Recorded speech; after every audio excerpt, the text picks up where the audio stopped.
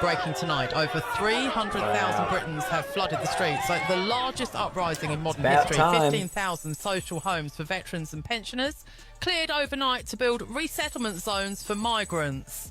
And 15,000 veteran homes going to migrants after the country's already crumbling and suffering under mass immigration. Is this guy, like, what's in it for him? There's got to be a reason, because it doesn't help the people, it doesn't help the country. It's destroying everything, letting in all these immigrants from a third world they do not agree with your culture. They do not want to assimilate. They want to change it to where they've come from, destroy it, and take over. That's what they're doing. Like, obviously there is some good immigrants, I'm not saying that, but let's be real, what's happening in the world now. It's time to start speaking up and saying what's really going on. They're destroying the Western world. Look at England. It is just a crime haven. Everything's destroyed. Look at Paris. It's amazing that he's still supporting letting in mass immigration. I do not understand it. And it's quite scary because I'm in Australia and it's kind of like you just watch England and you can see what's happening, and I can see it happening here in 5 years. We're just kind of behind them, copying everything they do, seeing it fail over there, and we're copying it. Even America, Trump now has put in a task force or something to study the increase in crime in Australia because of immigration. They're kind of using us like a case study to say how it's bad. So that's how bad it's getting in Australia. At the centre of it all, Prime Minister Keir Starmer accused of pocketing kickbacks from a £1.8 billion phase of hotel contracts and construction. See, you got to see, how do the people in power benefit? He's getting kickbacks from the money letting in the immigrants. That's what it's all about. He's selling himself out, destroying his whole reputation, his whole country for some money. It's sickening. And these elites doing it, he's obviously just a face figure, but it's getting real bad. Construction projects. And I got to be careful, because just me saying this, in Australia, they're starting to try bringing laws like in England where I could get arrested for this. So, I don't know what you can do. But what can you say? It's just facts. Like, you can see the country's getting destroyed. What are you going to say?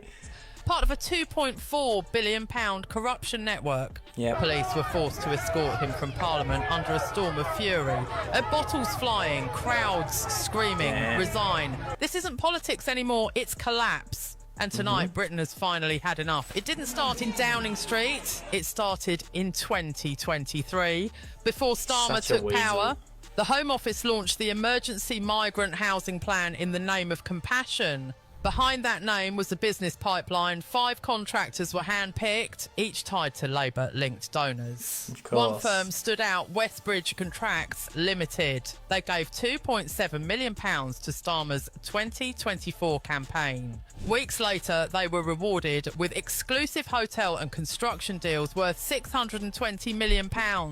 The opening phase of a £2.4 billion national housing network, now under criminal review. And over 15,000 social homes, once for veterans and pensioners, repurposed for migrant resettlement zones. How could you do that? How could you just kick out your own people in your country to let in illegal migrants that are claiming asylum when they're coming from countries that aren't in war? They're coming from France and stuff. How can you justify this? It's like, it's getting to the stage where this is like, I don't know what you would call it, what law, like worldwide law, where you're destroying your country. Can the other countries step in and just stop it? Like, can America stand up a bit more and just stop it? I know it's not America's fault, they're dealing with their own problems, but geez. So what do? You're kind of lost as a citizen, seeing your country's getting destroyed. You can't do anything about it.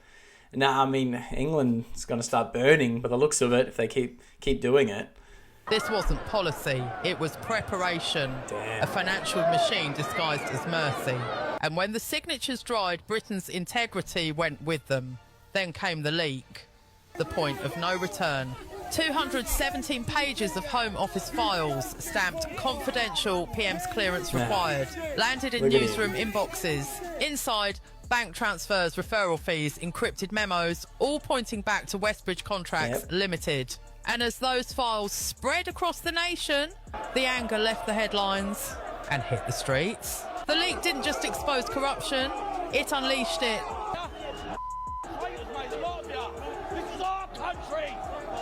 That's right. And people that say saying stuff like that is racist, you're not even worth the time. You're a retard. You're an idiot. It's got nothing to do with immigration. This is mass immigration above what a country can handle, destroying the country. It's nothing to do with immigration. They are literally letting in so many people, you can't even live. Inflation is out of control. There's not enough housing. There's not enough food. I live in Australia and I've never seen anything like it. The roads are clogged. Transport's out of control. Everything's gone up so much in price. And you can't find anything anymore. You go to the shopping centre, you can't get a park. You go to buy something and it's always sold out. Or you have to go to a few shops to find all the groceries you need. That is unheard of. And it's just showing the cracks starting in the infrastructure because we're not made to have this many people come in all at once. 500,000 a year, 1 million a year. Like, how can any country sustain that? By morning, Britain looked like a country betrayed. From Manchester to Birmingham, thousands of veterans and pensioners stood outside the homes they no longer owned. Doors locked, names erased from housing lists. Some clutched service medals, others held eviction letters stamped reallocation order. One of them... It's like, what was that veteran who was doing the interview with someone and he was saying, from the World War II, and he was saying, what did we fight for? It's worse now than it was before the war. That's how bad England is. A Falklands veteran named Thomas Reed, 67, lost his left leg defending the Union Jack in 1982, he told reporters. I gave my leg for this country. Now I sleep in my car outside the home they took from me. Local councils admit over 15,000 social homes have been cleared since the migrant housing programme began. Entire blocks flattened within weeks, replaced by resettlement zones guarded by private security. Meanwhile, 42 luxury hotels across southern England now house over 32,000 asylum seekers, fully funded by taxpayers. Inside... Put the tinfoil hat on, because it's that insane. It has to be about destroying the foundation of your country to come in with stricter laws and dictatorship to have control. What else could it be? Can someone comment down below what else it could be? I don't understand what else it could be. Because how could you let your country get destroyed by mass population influxion with people that don't respect your culture? I mean, I'm not going to say all the words on YouTube here that's happened, but if you really know what's happened in England and other parts of the world, you can see what's really going on. Breakfast buffets and spa services, outside pensioners sleeping in cars. Yeah. The same nation that once built victory from rubble now leaves its heroes on the pavement. Each protest banner isn't just anger, it's loss.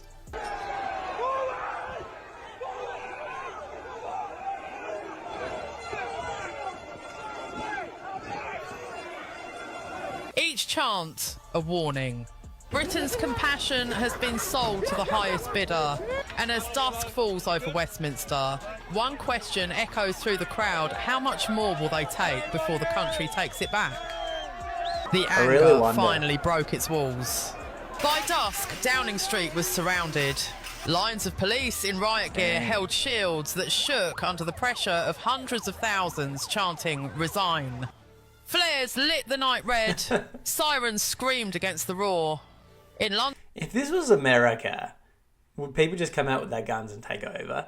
Because it's gotten to that point in England. I'm not promoting to do that, but it's gotten to that point, it looks like, that what else do? Your country's been run by people that don't have your best interests in mind. They don't have the people's interests. What can they do? London, crowds climbed the gates of Whitehall. In Manchester, protesters carried banners reading "Homes for Britons, not for deals." Across Leeds and Bristol, government offices burned with candlelight vigils that turned into marches. Officers were pelted with coins, leaflets and fury. Dozens were injured. More than 480 arrests reported nationwide. But the chants didn't stop. They grew synchronised, one heartbeat across a nation betrayed. Inside number 10, aides pulled blinds as chanting shook the walls. The crowd wasn't asking anymore, it was demanding. What began as protest became a reckoning. And when the gates finally buckled, Britain crossed a line it can't step back from. Even as chaos spread, the government turned inward, not to confess, but to contain. Late that night, the Home Office issued a data security directive ordering staff to erase files linked to Westbridge. Servers went dark, hard drives were pulled. At 2 a.m, civil service emails vanished from the government archive. Over 11,000 records deleted in 4 minutes. What's going on. A whistleblower captured the screen logs before they disappeared. By dawn, the Prime Minister's press office blamed foreign interference. But digital forensics confirmed the wipe came from an internal Downing Street address. In Parliament, opposition MPs demanded a full inquiry. Starmer's allies stalled, citing ongoing national security matters. The words were code for panic. Behind closed doors, legal teams drafted denials. One leaked text from a senior advisor read, "If we go down, we take the Home Office with us." The cover-up wasn't damage control, it was confession by deletion, and as more files vanished, the streets filled again. Proof that no firewall can contain betrayal. When power feels cornered, it reaches for control. Within 48 hours, emergency orders were signed granting police expanded powers to restrict gatherings. Curfews hit London, Leeds and Birmingham. Social media posts mentioning Downing Street were flagged as potential unrest. Police raided homes of protest organisers before dawn. See what I mean? The control you have. You can't even protest over there. You can't post online. You get arrested. Dozens of veterans were detained under the Public Order Act, accused of inciting instability. Among them, Thomas Reed, the one-legged Falklands veteran, dragged from his car by 3 officers. Television anchors called for calm, but calm died days ago. The crackdown turned fury into defiance. Surely doing this is going to make things worse. You're radicalising everyone. You can't just try... You can try and lock everyone up, but it's not going to work. Returned with louder chants, "We built this country," echoing through Westminster. Drone footage showed police lines collapsing near Trafalgar Square as tear gas filled the air. The government called it restoration of order. The people called it war on truth. By nightfall, the flag over Parliament hung in smoke. And Britain learned what happens when a government silences those it swore to serve. Inside Parliament, the illusion cracked. During a heated emergency session, MPs shouted across the chamber, "Where's the Prime Minister?" The Speaker slammed the gavel until it splintered. Starmer entered under escort, pale, surrounded by police. Opposition benches erupted. "Resign, resign," a document held aloft. The same Westbridge ledger shown on live television. Veterans in the gallery stood in silence, one raising his prosthetic leg in protest. The moment froze the room. Then came the motion, a vote of no confidence. Within hours, cabinet members began resigning. In a single day. Funds processed. Financial markets crashed 4% overnight. Downing Street curtains stayed shut. The nation wasn't watching politics, it was watching implosion. Moved for the first time in decades, Parliament sounded... Damn, why is it? It's like kind of repeating itself now, but that's insane. Everything going on in England at the moment, the destruction, the chaos. Let me know if you live in England. I would love to get some comments down below what's really going on over there, but it's not looking good. I think the people have had enough, and it's happening all over Europe, all over the Western world. People are standing up. See, Trump's cracking down after Afghan people started shooting officers. So it's worldwide. It's just collapse. It's chaos. Multiculturalism doesn't work because people that come here don't want to be multicultural. They want to make their own gangs, their own suburbs, their own areas, and not assimilate with everyone else, not, come into the culture. Most immigrants want to bring that culture here and just turn it like it was back home. Why not just stay there? I don't understand. I really don't understand. And I know great immigrants. I work with great immigrants. We talk about this as well because they know how bad it is and they can see it as well. And it's just getting out of control. I don't know what else to say. Anyway, give this video a like, subscribe if you want to see more, and I'll see you in the next one.